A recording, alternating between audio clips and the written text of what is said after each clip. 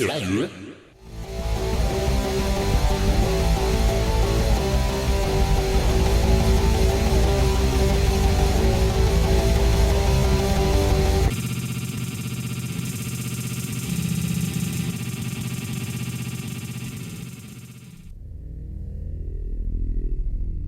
Salut tout le monde, c'est Max, j'espère que vous allez bien.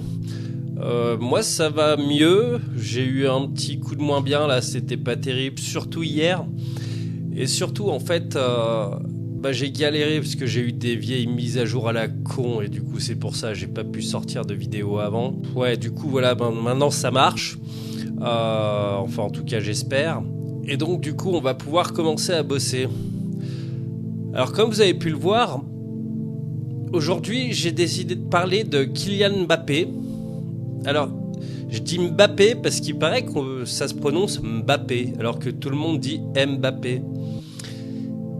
Et comme j'ai horreur qu'on écorche les noms, parce que toute ma vie, et même encore aujourd'hui, on continue d'écorcher mon nom, et ça m'énerve, mais ça m'énerve. Du coup, je vais dire Mbappé. Alors, si c'est pas ça, j'aurais vraiment l'air d'un con. Et d'ailleurs, dites-le moi, comme ça m'évitera de faire d'autres conneries à l'avenir. Alors, vous avez peut-être pas pu remarquer, mais j'ai mis un sweat qui va bien avec l'occasion aujourd'hui.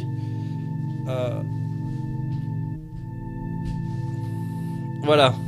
Alors pourquoi ? C'est simple. Kylian Mbappé, il joue au PSG. Barcelone, c'est la remontada. Il me semble que le prochain match en Ligue des Champions pour l'écart, ce sera contre Barcelone. Et il y a des bruits qui courent comme quoi il pourrait potentiellement partir au Real de Madrid. Le Real de Madrid qui est le club rival de Barcelone. Bon, en vrai, j'ai rien contre tout ça, hein, je m'en fous et c'est juste de la provoque. Bon, allez, commençons à parler un petit peu de notre ami. Alors, Kylian Mbappé est né le 20 décembre 1998 à Paris. Il a grandi à Bondy. Un sacré bandit de Bondy, celui-là.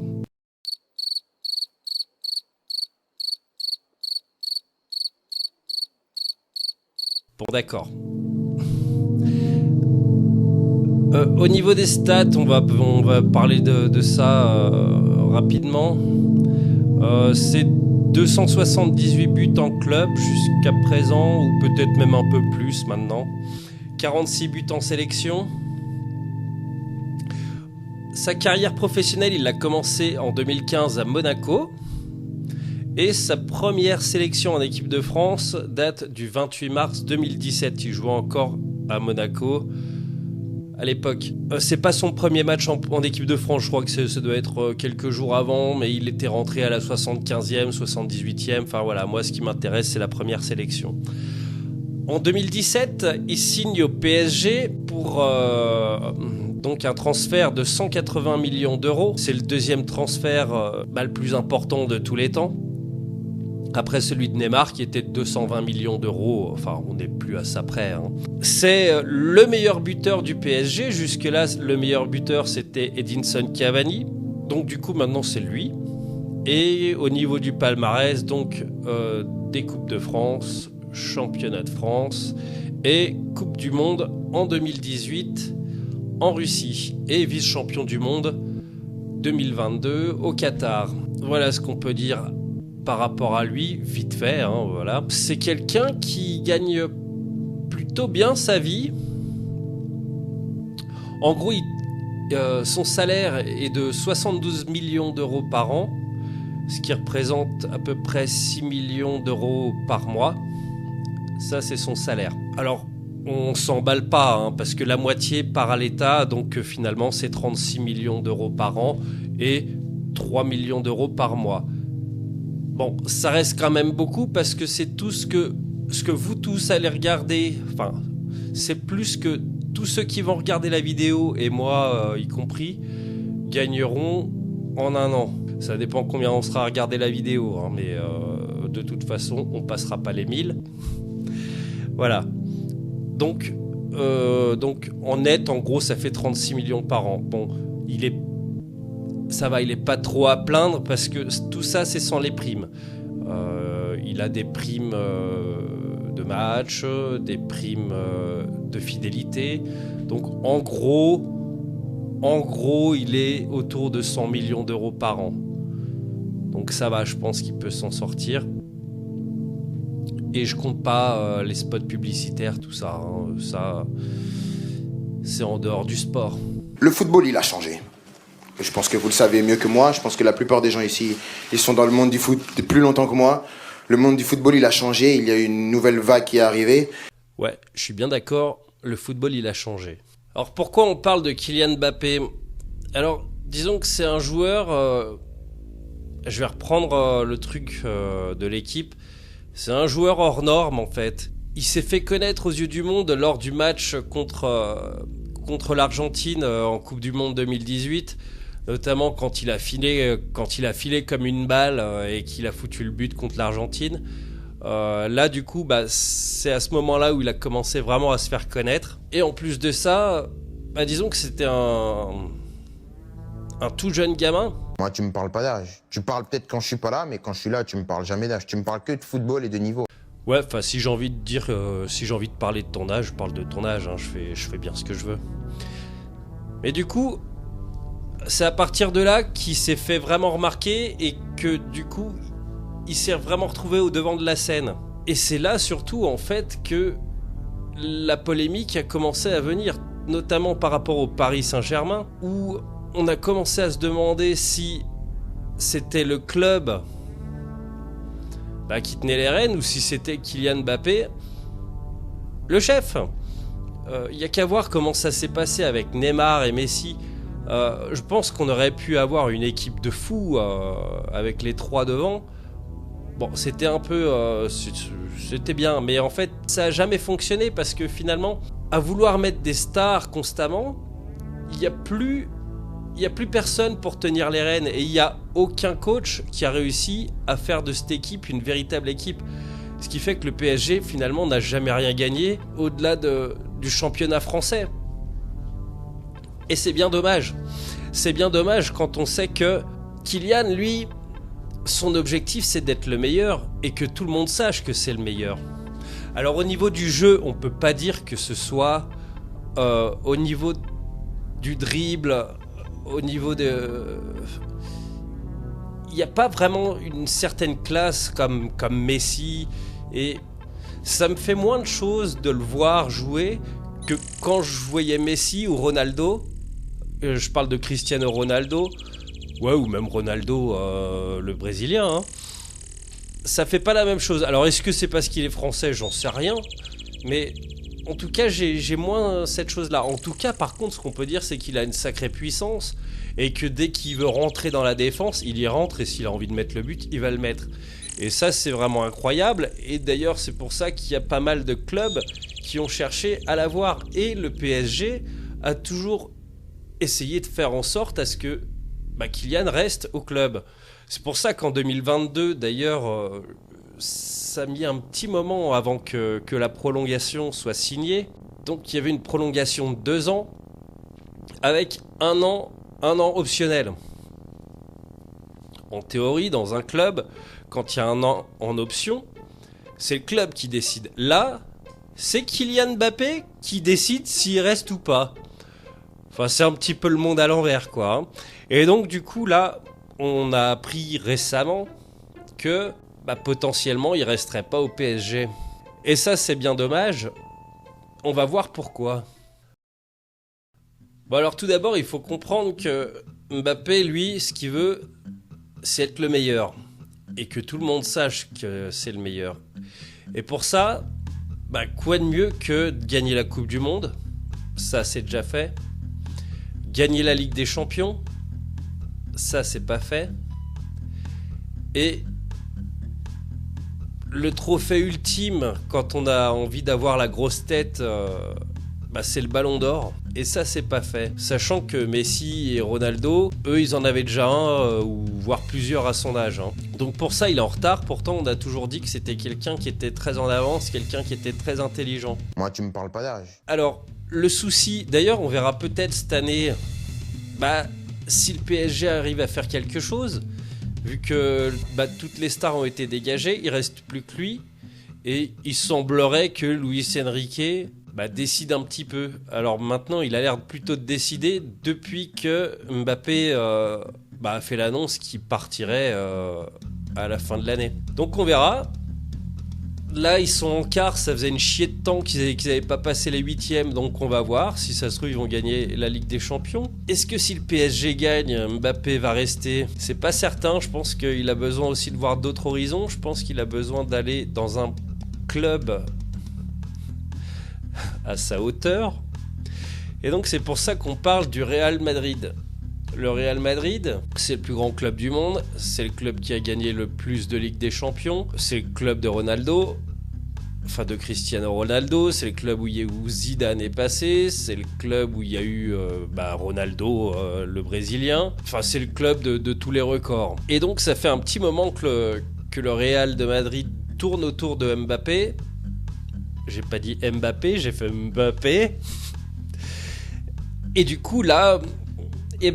Kiki là il est libre, donc ça veut dire que à la fin de l'année, si le Real veut le récupérer, il peut sans devoir payer quoi que ce soit au PSG. C'est le bon plan, un joueur gratos pas tant que ça parce qu'on a vu qu'il avait un salaire de c'était le joueur le mieux payé tout simplement hein.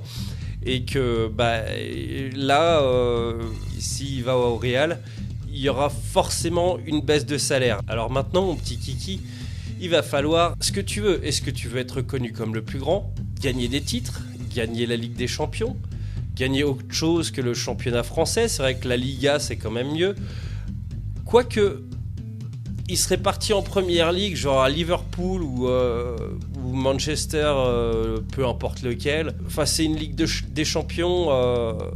à chaque journée de championnat. Hein. Je pense que la première ligue, c'est largement au-dessus aujourd'hui. Après, apparemment, ce serait un rêve de gosse d'aller au Real. Donc, pourquoi pas, hein, s'il peut réaliser son rêve de gosse, qu'il le fasse. J'ai rien contre ça. En revanche, qu'est-ce que ça va impliquer pour le PSG ? Alors, personnellement, j'en ai rien à foutre. Peut-être moins de ventes de maillots. Peut-être moins de monde dans le public. Donc moins de recettes. Ce qui va surtout jouer, c'est que ça va affecter la Ligue 1. Parce qu'il n'y aura plus vraiment de stars. Hein. Quand même, l'année dernière, on avait Neymar, Messi et Mbappé en Ligue 1. Au niveau des droits télé, là, on voit que c'est la galère, qu'ils n'arrivent pas à refourguer ça.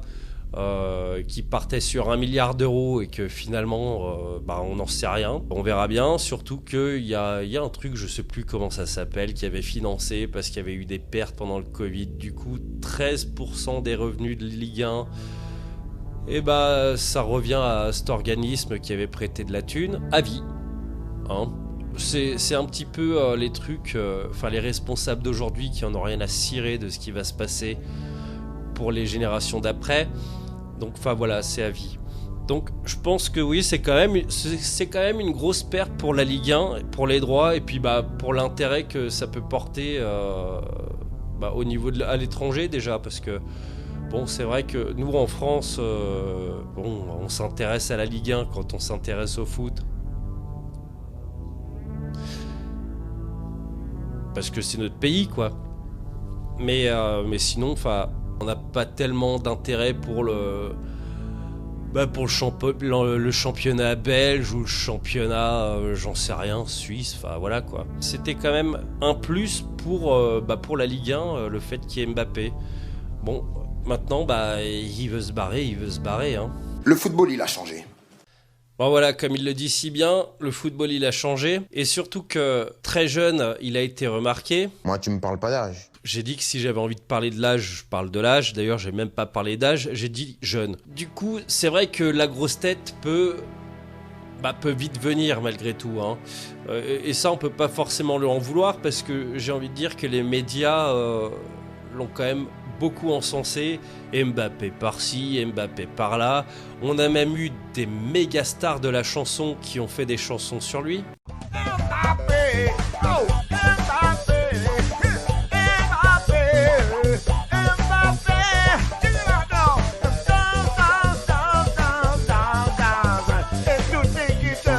ouais, Gilbert, c'est quand même le haut, c'est le top du top, quoi. Donc voilà, et d'ailleurs il dit Mbappé. Enfin moi, si on me faisait une chanson, alors encore une fois, hein, il faut être sûr que ça se prononce pas Mbappé, mais si on écorchait mon nom tout le long d'une chanson, je crois que ça me gonflerait, ça me saoulerait. À sa place, j'en aurais plein le cul. Je regardais dans un documentaire donc, qui était sur la chaîne L'Équipe. Bah, du coup, voilà, Mbappé, et bah, il a un petit peu ses travers aussi, un peu comme toutes les stars. J'ai vu qu'il avait un fasciathérapeute. Un fasciathérapeute, c'est un peu une dérive de l'ostéopathie, un dérivé de l'ostéopathie, parce que l'ostéopathie c'est déjà une dérive. Mais c'est surtout des soins énergétiques, bah, comme l'homéopathie hein, d'ailleurs. Hein.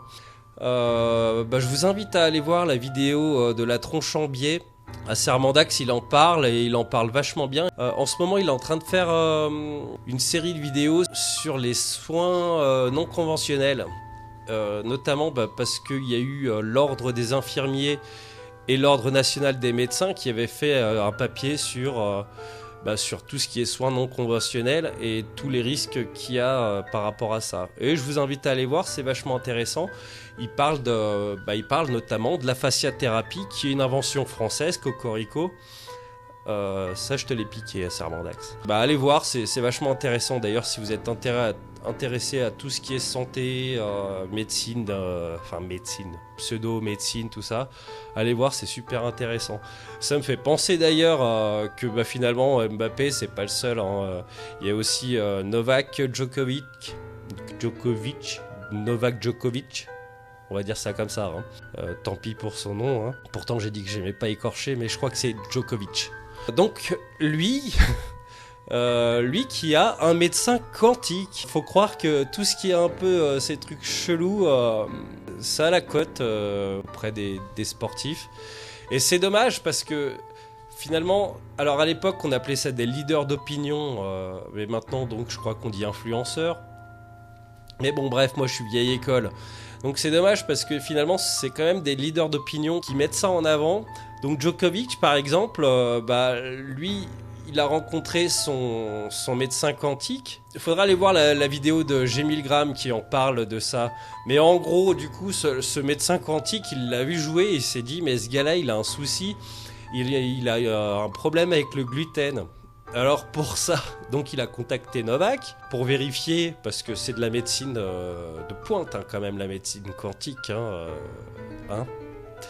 Donc pour montrer que Novak Djokovic avait une intolérance au gluten, il lui a donné, alors je sais plus, il lui a tendu le bras, il lui a appuyé sur le bras, hop, et le bras je crois qu'il est resté droit, machin. Après il lui a donné un bout de pain. Et il a recommencé, et puis le bras il avait moins de force, ou je sais plus, c'était un truc d'équilibre ou je sais pas quoi. Et d'ailleurs après par la suite, donc c'est complètement parti en vrille, hein, parce que en Bosnie, je crois que c'est en Bosnie, il y a des collines qui ont une forme de pyramide. Mais c'est des collines, hein, c'est pas des pyramides. Et donc du coup ils sont partis dans un trip comme quoi c'était en fait des pyramides, théorie du complot et tout le bordel, hein, on nous cache tout, machin. Et dedans en fait il y a des galeries. Et donc ce seraient les galeries des pyramides. Sauf qu'en fait non, en fait c'est des anciennes mines d'or qu'il y avait là-dedans. Et du coup c'est devenu des tunnels énergétiques. Et donc maintenant, enfin, ils ont fait un business de ça. Donc des gens peuvent aller dans ce tunnel pour faire le plein énergétique et réajuster leur chakra. J'ai l'impression que quand ça marche dans un domaine, on devient tous un peu tarés. Hein. C'est un peu aussi comme Tom Cruise. Avec la scientologie, quoi. Enfin, j'ai l'impression que tout le monde a envie de mettre en avant sa secte. C'est cool, hein, mais je suis pas sûr que les gens qui galèrent, ils aient besoin de ça. Putain, faut croire que ça me suit ces histoires de quantique et tout le bordel là. Promis dans le prochain sujet, logiquement on n'en parle pas. Quoique, je sais pas, je crois qu'il y aura peut-être une histoire de bombe atomique ou de trucs comme ça. Je sais pas. Bref, revenons-en à notre titre. Donc, quel avenir pour notre cher Kiki ? Beaucoup parlent du Real Madrid. Est-ce que ce sera le Real ? Alors, pour le moment, on n'en sait rien. Rien n'est signé pour le moment. Et d'ailleurs, selon certaines sources, il est fort probable qu'on n'en sache rien tant que le PSG et le Real Madrid sont encore en lice en Ligue des Champions. C'est-à-dire que, en gros, le seul moyen pour qu'ils se rencontrent en Ligue des Champions, ce sera en finale. Donc, si l'un des deux est éliminé, on sera vite au courant. Et d'ailleurs, j'en reviens un petit peu au titre de ma vidéo, c'est que Kylian Mbappé, il a beaucoup dit qu'il adorerait faire les Jeux Olympiques. Et ce ne sera pas le Real qui le laissera aller aux Jeux Olympiques. Ils ont annoncé d'ailleurs que tous les joueurs français ne participeront pas aux Jeux Olympiques. C'est-à-dire Eduardo Camavinga et Aurélien Tchouaméni. Et donc, en gros, si Kylian va au Real, il fera pas les Jeux Olympiques. Et c'est bien dommage parce que ça aurait été sympa. C'est vrai que le foot c'est pas tellement un sport olympique, mais bon, quelque part c'est bien aussi d'avoir des stars, quoi. Moi je trouve que c'est sympa. Alors après il y a les mauvaises langues qui vont dire ouais mais de toute façon c'est milliardaire machin, enfin ouais mais bon, pour le spectacle je trouve que c'est cool quand même, quoi. Où est-ce qu'il en est, le pauvre Kiki ? Parce que finalement, il a déjà 25 ans maintenant. Moi, tu me parles pas d'âge. Ouais, mais moi, je parle d'âge quand même. 25 ans. Bon, il a une Coupe du Monde. Il aura peut-être pas de médaille d'or olympique. Il a pas de ballon d'or. À son âge, je l'ai dit tout à l'heure, Cristiano Ronaldo et Messi en avaient déjà. Alors oui, je pense que le Real, c'est une bonne idée pour lui. Même si je pense que la Première Ligue, ce serait mieux pour lui. Mais bon, ils ont déjà assez de stars là-bas. Pour le Ballon d'Or, il y a quand même quelques concurrents, quelques prétendants sérieux. Quelques sérieux prétendants. Il y a notamment Haaland. Il y a Bellingham, qui joue au Real. Et Vinicius Junior, qui joue aussi au Real. Avant ça, on voyait pas tellement de concurrence. Bon, il y avait toujours Messi, voilà. Mais il n'y avait pas cette concurrence. Maintenant, on voit qu'il y a quand même une certaine émergence et il va falloir qu'il se bouge le cul. Et s'il gagne pas la Ligue des Champions cette année avec le PSG, ça va être mal barré pour lui. D'où le Real. Alors maintenant, il va falloir savoir comment le Real va faire pour prendre Kiki, parce qu'il coûte cher quand même. Le football, il a changé. Et ouais, je suis bien d'accord, le football, il a changé. Alors donc, ce serait triste pour la Ligue 1 qui parte, mais je pense que ce serait bien aussi pour lui. Il a quand même un petit peu de retard finalement. S'il a envie d'atteindre ses objectifs, je crois qu'il est vraiment temps pour lui de partir et d'aller dans un club qui est à sa hauteur. Je veux pas lui jeter des fleurs, c'est pas mon style, j'aime pas ça. Mais c'est vrai que la Ligue 1 c'est trop petit pour lui, quoi. Et s'il a envie de remporter des ballons d'or, des Ligues des Champions, des machins, il faut qu'il parte. Après on peut se consoler, peut-être avec l'équipe de France. Peut-être que l'équipe de France gagnera la prochaine Coupe du Monde, on n'en sait rien. Mais je pense que c'est mieux pour lui qu'il parte. Ce serait cool qu'il fasse les JO pour moi, mais bon. Voilà, je voulais parler de ça parce que je trouvais que c'était quand même un sujet intéressant. Je pense que c'est le français qui est le plus suivi sur tous les réseaux sociaux. C'est le français, je pense, le plus connu au monde. Et je trouve ça bien. Je trouve ça bien qu'on ait des personnalités comme ça qui ressortent du lot. Et c'est quand même important de parler de l'avenir de j'allais dire ce gamin, mais non, c'est plus un gamin maintenant, il a 25 ans, enfin il va les avoir, enfin je sais pas, et j'en ai rien à foutre. Moi, tu me parles pas d'âge. Voilà, on parle pas de ton âge. Ça me donne aussi envie de parler du foot, parce que j'ai vu pas mal de mimes. Alors des mimes ou des mèmes, enfin je sais pas, il y en a qui disent mimes, il y en a qui disent mèmes, et moi vu que je suis un vieux, j'en sais rien, donc je répète ce qu'on me dit. Ça racontait le football, c'est des pauvres qui vont regarder 22 milliardaires jouer au ballon, des trucs comme ça. C'est pas faux. C'est pas faux, mais j'ai envie de dire, les gens ils font bien ce qu'ils veulent, quoi. Moi je ne paye pas pour regarder le foot.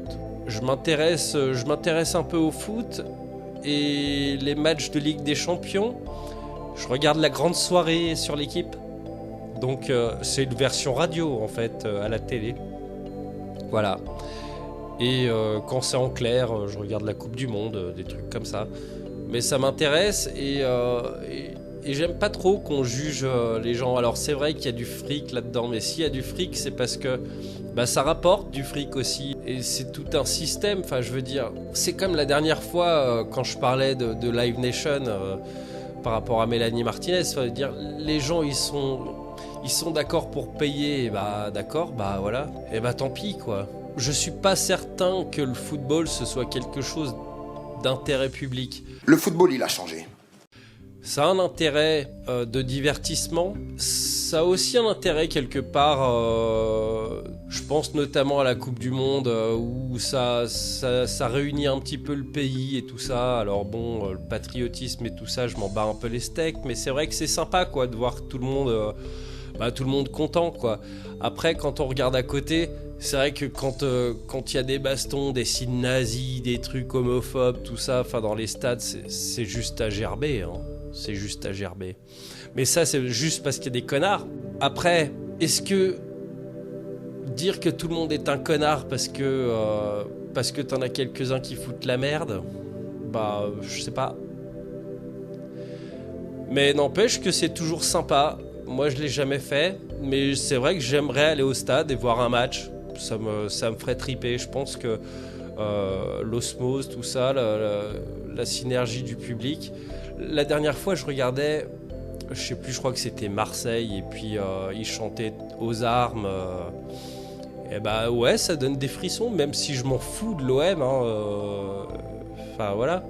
Mais l'ambiance du public, comme ça, ça rappelle un peu les concerts aussi. Et je trouve ça cool. Et peut-être qu'on aurait tendance à vouloir dénigrer tout ça, dire que c'est des beaufs. Souvent, on fait les trucs de César. Donnez-leur du pain et des jeux, machin, mais enfin je veux dire, il y a aussi autre chose quoi. Il y a aussi le partage avec les autres, et moi je trouve que c'est aussi important. Alors effectivement, oui, il y a ce côté des jeux, du pain, machin, enfin, mais je pense pas qu'il faut toujours être aussi négatif. Et le fait qu'on ait aussi un joueur qui a du talent comme ça, et malheureusement, je suis pas sûr qu'il ait fait les bons choix jusque-là pour qu'il puisse atteindre ses objectifs. Et il a encore temps parce qu'il est encore jeune. Et j'aimerais bien qu'il puisse les atteindre. Parce que c'est cool d'avoir un Français comme ça, qui est connu dans le monde et qui fait aussi du bien à beaucoup de monde. Moi, personnellement, je trouve que c'est énorme.